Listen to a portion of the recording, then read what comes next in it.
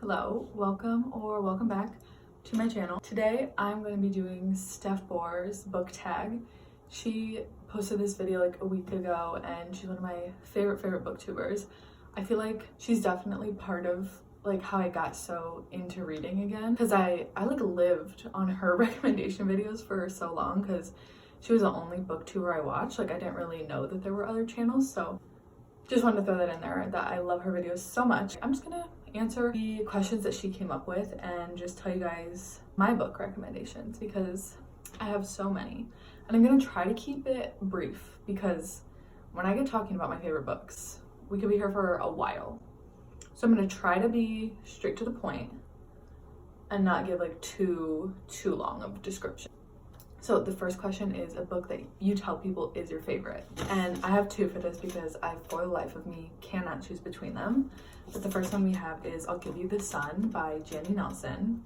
And oh my God, this book, life-changing. Like when I tell you I couldn't stop thinking about this book while I was reading it, when I finished reading it. Oh my God, it's young adult. It's about these two twins who used to be super close when they were young, but they've grown apart, and it's told in alternating perspectives and timelines. So the parts from when they're 13 are told by Noah, and then when they're 16 they're told by Jude. It's kind of like coming of age, I would say. There's romance, family.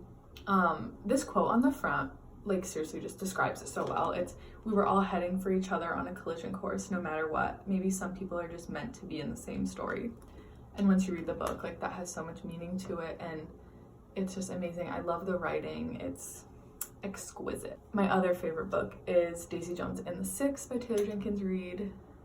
Do I even need to say what this is about? I'm almost 100% positive that you know if you're watching this video. It's about a band in the 70s, and it's told in like an interview style, and it's absolutely amazing. Next we have a book that is your guilty pleasure. And I feel like for me, the only one I can really think of would be like The Love Hypothesis, because it's just like a cheesy rom-com, but like I ate it up. Oh my God. I read it so fast. It was like it was fan fiction. And I ate it up. It's fake dating set in the STEM academia world. It's just fluffy, you know? Next is a book everybody loved, but you didn't. And for this one, I thought of From Lukov with Love by Mariana Zapata. Everybody says that she like is the queen of slow burn, but to me it wasn't a slow burn, it was just boring. And like the girl was grumpy. I didn't find it to be funny, I just found her annoying. Yeah, I just like did not feel anything. Like I didn't really feel chemistry between them. I wanted there to be more of the figure skating because I think I really like figure skating. And I wanted more from that. I felt like there could have been way more like angst between them being figure skating partners, and it didn't deliver what I wanted it to, and that's that, but that's okay. A book I read the fastest would be Rock Paper Scissors by Alice Feeney. Yeah, I could not put that book down. It's a mystery thriller type book. Our main characters are a couple and they win a vacation to this like remote cabin, I think. Some really weird stuff starts to happen, and that's all I'll say, but it was super entertaining, really good plot twists.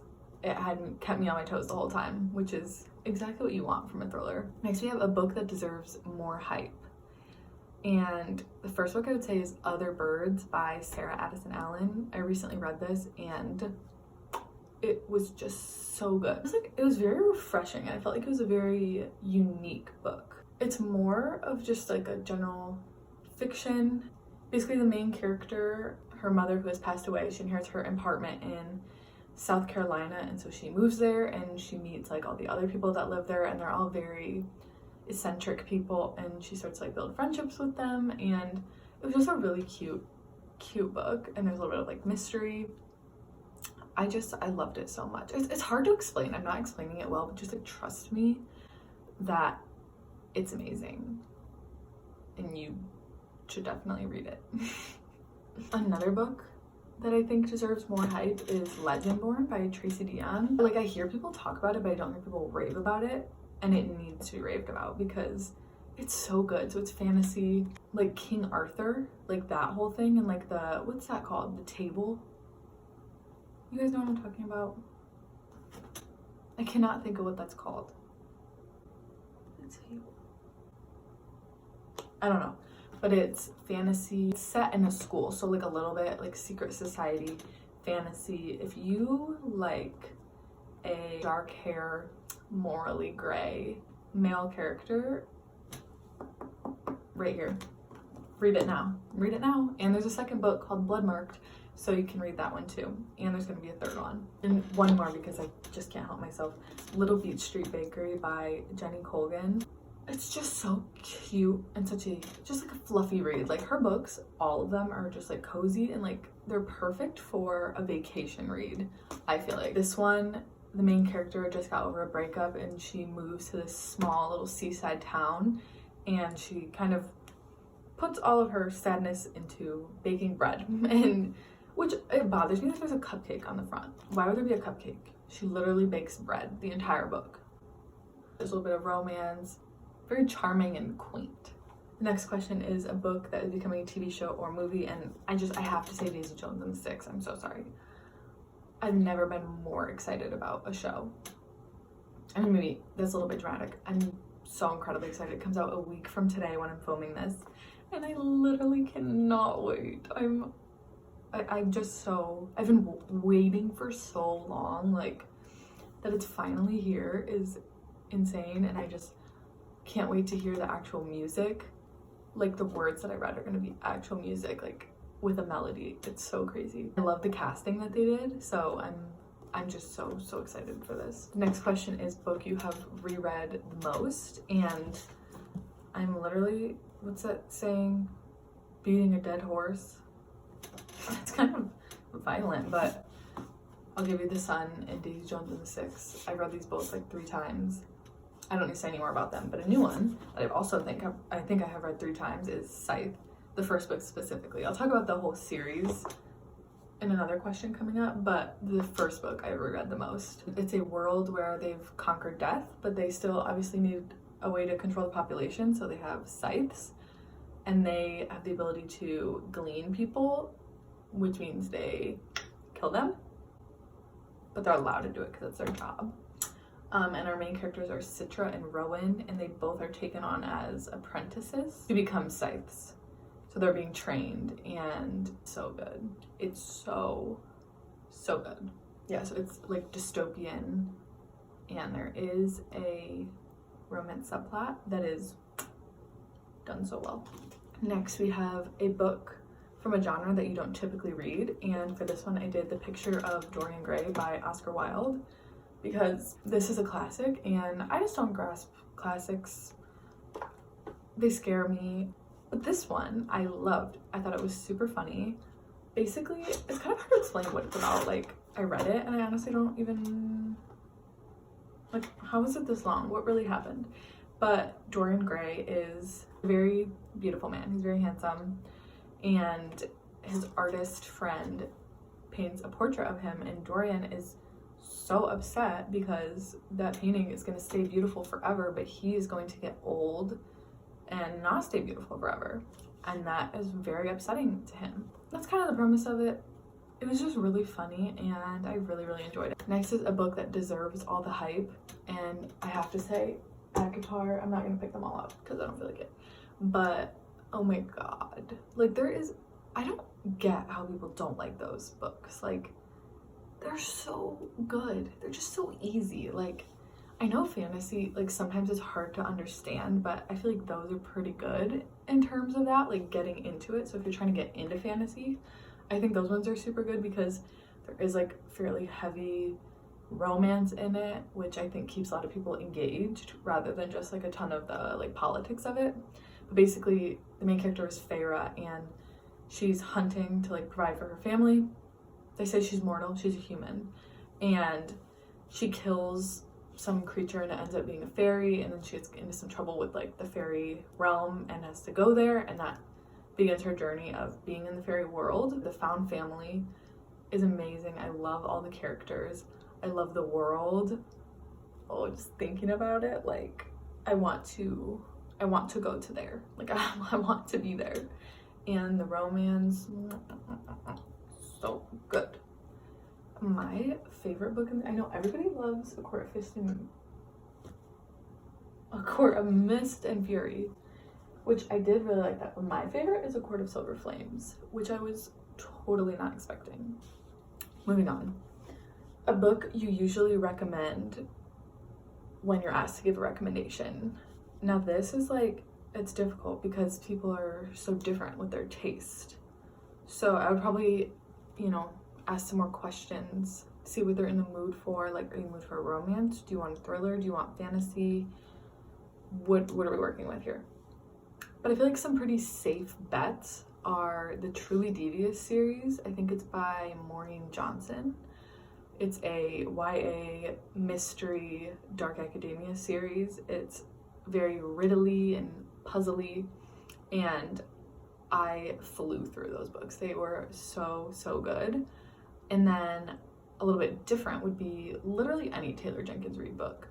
She is probably my favorite author. I love her writing so much. I think it's just so easy to like get lost in her books and like forget you're even reading any of her books. If I had to pick one besides Daisy Jones, I would say When True Loves. But anyway, a book that has my favorite characters. I'm gonna do a series, which I did already discuss, but the Scythe series by Neil Shusterman. It's these three. We have Scythe, Thunderhead, The Toll. This is like the main trilogy, and then this book just recently came out called Gleanings, which is short stories that like take place in this world. And the characters in these books are just so well developed. They're amazing. Like, oh my god. Thinking about them, I love them. Probably too much. I think it's not healthy. Also ACOTAR, but I don't want to talk about them again, but I love those characters too. I just think like the writing in these books is so good, and the relationships between the characters are so developed. I feel like if you take one recommendation from this video, let it be this, because it's amazing. Next we have a book I wish I could live in, and first I have Emily Wilde's Encyclopedia of Fairies. I just finished this yesterday. It's by Heather Fawcett. Oh my god, this was so good. I want to be in this book. I want to be in the pages in this story. It was so cozy. Like the amount of scenes where they're in a cabin with it's windy outside and there's snow hitting the window and there's a fire crackling and she's with her dog. Like, it makes you just want to stay inside and read all day, curled up in a blanket. This is about a professor, Emily, who goes to this village to study the Fae in that region. She starts to like discover some stuff, and her like academic rival, but like they're kind of friends, Wendell from where she's from, he also ends up coming and they kind of start working together. And she's a dog named Shadow and it's so cute. But yeah, this was just so whimsical and charming. Like I was just cackling over some of the scenes. Like they were just so funny. If you read those rainbow magic fairy books when you were younger, this is like the grown-up version of that. And so it felt so nostalgic and like it made me so happy to read this. Oh my gosh, and there's gonna be a second book, thank God, because I need more. And then one more, because I, again, just have to, is Malibu Rising by Taylor Jenkins Reid. It's basically about the Riva siblings who they throw a party every year, and this book goes through the events leading up to that party. During the party, there's some stuff like in the past, and it's just really good. And I love the setting of Malibu. That's like the main reason I would want to live in this, and it's in the 80s. I just love Malibu. Like I want to live there so bad for some reason. Yeah, that's like the main reason I want to live in this book, is because it's set in Malibu and I just have an obsession with Malibu. Then we have a book that you thought you would hate but ended up loving. For this one I said The Off Limits Rule by Sarah Adams. So I had saw a Goodreads review and they were like, main character was super like immature and whiny, and I hate when characters are immature. Like, you're 25, let's be a grown-up. Let's please not act like this. I can't do it. And she was a single parent, which I just steer away from like kids and books. It's just not something I enjoy. It's just an added thing that I don't need. It doesn't serve me anything good. So like, let's just remove it. But in this book, I didn't mind it at all. Like, the parts that the kid was in, I actually liked, and I thought it was like cute. And I really liked the main character. Like, I didn't think she was immature or whiny or anything like that. I really liked her. And I loved this book. It's Brother's Best Friend. It was so funny and just like super cute. Just the perfect little rom-com. Amazing. Next, we have A Book That Made You Cry. And I know Steph also said Brightside by Kim Holden, but that was the one I immediately thought of because when I tell you, I sobbed, like bawled my eyes out to this book. I remember I was in bed just crying because it is so incredibly sad. Oh my God. It's a romance. There's a lot of music in the book. I honestly can't remember too much about it. Just, I can't say why it's so sad because it would be a spoiler, but you'll know. And then also My Policeman by Bethan Roberts. Oh my God. My heart physically hurts thinking about that book. It's so beautiful though. I think when I read it, I rated it 4 stars, but looking back, 100% is a 5-star read because of like just the amount that I think about it. That one quote literally ingrained in my brain. It's like, for a policeman, you're very romantic. And then he says, for an artist, you're very afraid. Like, kill me. It would hurt less than that. Basically, Tom, who is the policeman, is in a relationship with another man, but being gay isn't really like acceptable in the time. So he is married to a woman, and it's kind of the 3 of them and going through life, and oh my God, it's just like literally heart-wrenching, but it's a beautiful book and I highly recommend it. Lastly, a book you wish you could read for the first time again, and for me that would be If We Were Villains by M.L. Rigo. It's just, the writing is incredible, the characters, the setting, everything about this book is just so good. Basically, I think there's 7 students at this school, and it's an art school. They're all like studying like Shakespeare, and so there's a lot of Shakespeare stuff in it, which I didn't know if I was gonna like, but I actually found that part to be like really cool. And so it's dark academia, and there is a murder that happens within the friend group, and they're trying to figure out who did it. It's not a thriller, it's more like mystery, but also kind of like literary fiction, dark academia. It's so good. I definitely need to reread this. So those were all of the questions. I hope that you got one recommendation from this. If you did, leave me a comment and tell me which one of these books you think you might want to read, or give me a recommendation for a book you think I might like, because I'm always up for adding more books to my TBR.